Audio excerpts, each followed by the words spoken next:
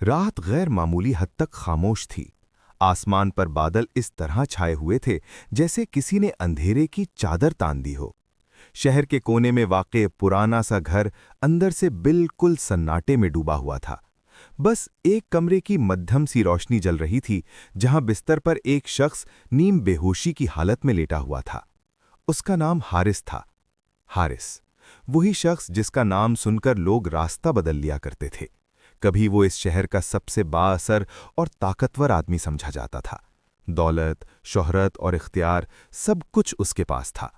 मगर आज वो बेबस पड़ा था। सांसें टूट टूट कर चल रही थीं और कमरे में फैली खामोशी उसके अंदर के खौफ को और गहरा कर रही थी। डॉक्टर जा चुका था।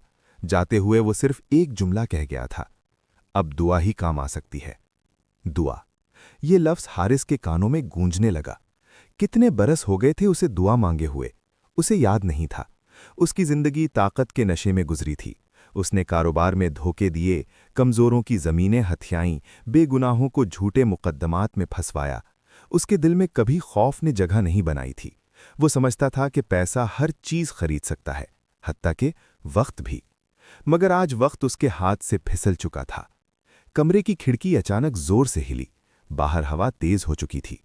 हारिस की आंखें खुलीं। उसे लगा जैसे कमरे में कोई मौजूद हो। उसने गर्दन मोड़कर देखा, मगर वहां कोई नहीं था।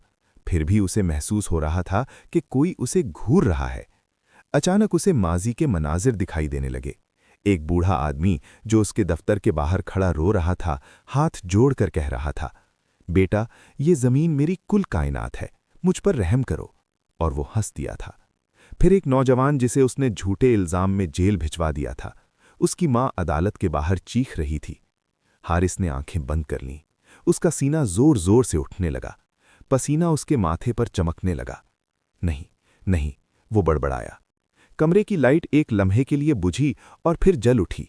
इस लम्हे में हारिस को ऐसा लगा जैसे उसके बिस्तर के पास कोई सियाह साया खड़ा हो, लंबा, खामोश और खौफनाक। कौन है? उसकी आवाज कांप गई। कोई जवाब नहीं आया। बस घड़ी की टिक टिक और तेज हो गई। हर टिक उसे उसकी जिंदगी का एक लम्हा याद दिला रही थी, एक गुनाह, एक जुल्म, एक तकब्बुर। उसका दिल जैसे किसी ने मुट्ठी में जकड़ लिया हो। सांस लेना मुश्किल हो रहा था। उसने हाथ बढ़ाकर पानी का ग्लास पकड़ना चाहा, मगर ग्लास गिरकर टूट गया। आवाज कमरे में गूंजी और फिर सब कुछ पहले से ज्यादा खामोश हो गया। इसी लम्हे दरवाजा आहिस्ता से चरचराहट के साथ खुला। हारिस की बेटी आयशा अंदर आई।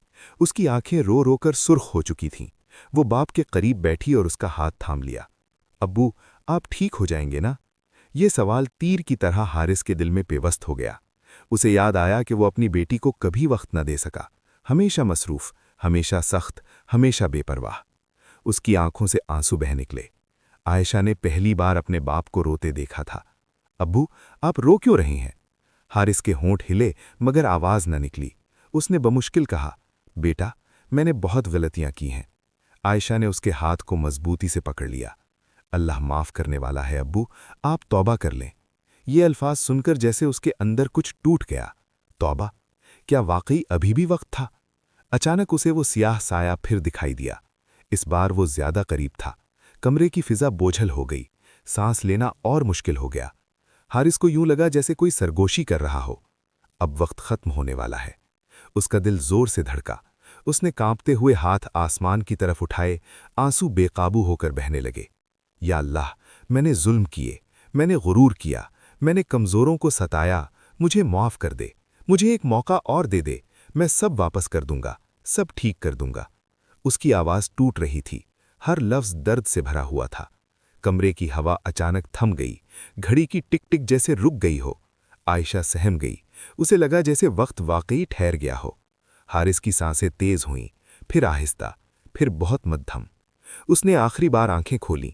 उसकी नज़र छत पर जमी रही, जैसे वो कुछ देख रहा हो जो दूसरों को नज़र नहीं आ रहा था।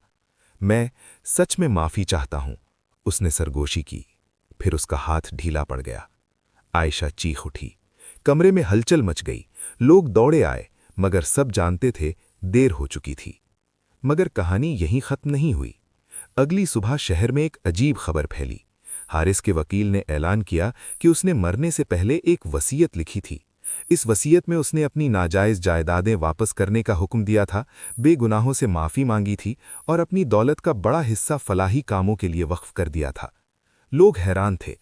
कुछ कह रहे थे कि ये महज ड्रामा है, कुछ का ख्याल था कि शायद आखिरी वक्त में उसे अपनी गलतियों का एहसास हो गया था।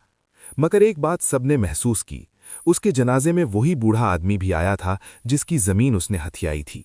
वो खामोश खड़ा रहा, फिर आहिस्ता से बोला, अगर उसने सच्ची तौबा की है तो अल्लाह उसे मुआफ़ कर दे। शाम को जब कब्र पर मिट्टी डाली जा चुकी थी और सब लोग जा चुके थे, तो आयशा वहीं खड़ी रही। हवा में अजीब सी ठंडक थी, मगर खौफ नहीं था। उसके दिल में एक सुकून सा था। उसे लगा जैसे किसी बोझ से आज़ादी मिल गई हो। इसी लम्हे दूर कहीं आज़ान की आवाज़ गूंजी। शायद ये इस बात की अलामत थी कि दरवाज़ा आखिरी सांस तक खुला रहता है, मगर शर्त यह है कि दिल से पुकारा जाए। और हारिस, क्या उसकी तौबा कबूल हुई? ये राज सिर्फ वही जानता है जिसके हाथ में दिलों का हाल है।